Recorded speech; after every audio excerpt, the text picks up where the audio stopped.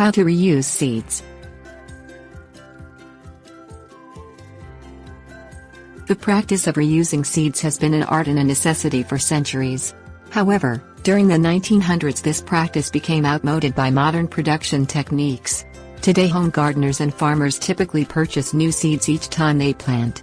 On the other hand, if you want to save money, reuse seeds for your home garden. To do this, there are a few things you should know.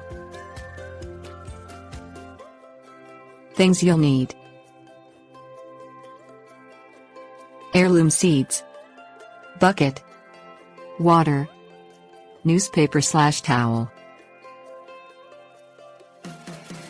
Seed saving basics. Purchase heirloom seeds. Many seed companies breed seeds that cannot be reused. When purchasing, look specifically for seeds that say that they are heirloom seeds. Only collect seeds from the best plants in your garden. Let the garden go to seed. The garden may not look well kept, but you need to have seed pods and overripe vegetables for successful seed saving. Fleshy vegetables.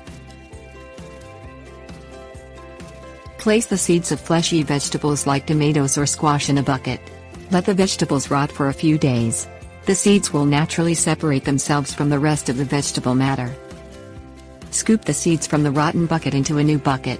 Add water to the bucket and clean the seeds. Place the seeds on a dry towel and let dry for several days.